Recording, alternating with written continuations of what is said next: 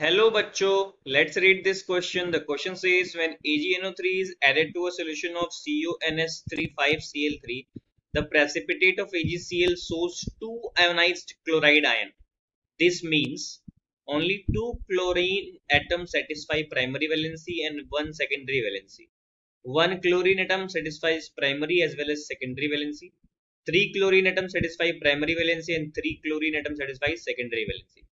इस क्वेश्चन का जो की कॉन्सेप्ट है वो बेस्ड है primary valency and secondary valency पर। तो हमको पता होना चाहिए कि what is known by primary valency and what is known by secondary valency. तो देखिए प्राइमरी वैलेंसी क्या दिखाता है, तो प्राइमरी वैलेंसी सेटिस्फाई करता है, ऐसे बोल सकते हैं सेटिस्फाइज ऑक्सीडेशन नंबर। अब ऑक्सीडेशन नंबर अगर ये सेटिस्फाई कराएगा तो ये क्या होता है, आयोनाइजेबल होता है, इट इज आयोनाइजेबल, ये होता है आयोनाइजेबल। लेकिन सेकेंडरी वैलेंसी क्या सेटिस्फाई करता है, तो it satisfied what, coordination number, मतलब कितने कोऑर्डिनेशन स्फीयर के अंदर क्या है, लीगेंड्स हैं, उसको दिखाता है।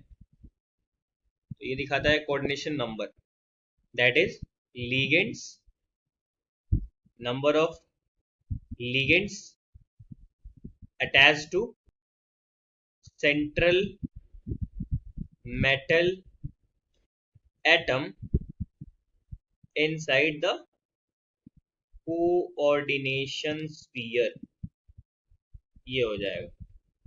और ये क्या होता है, ये होता है नॉन आयनाइजेबल, नॉन आयोनाइजेबल। तो यहाँ देखिए बोल रहा है कि कंपाउंड में क्या दे, कंपाउंड जो रखा है CONH35Cl3, जिसमें से दो जो है क्लोरीन वो आयोनाइज हो चुका है या फिर हो सकता है जब हम लोग AgCl में मिलाएंगे। तो इसमें जब हम लोग AgNO3 में सॉरी मिलाएंगे तो ये क्या करेगा, 2 मोल AgCl बनाएगा।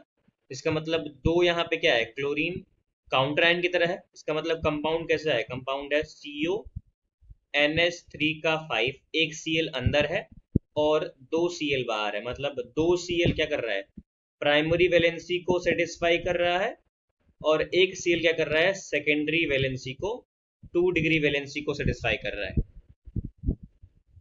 तो अभी हम चेक कर लेते हैं क्या ऑप्शन में ऐसा दिया हुआ है। तो ए ऑप्शन बिल्कुल ही करेक्ट दे रखा है, क्यों, इसमें दिया हुआ है only 2 chlorine atom satisfy primary valency and 1 secondary valency. I hope you got the answer, thank you and best of luck.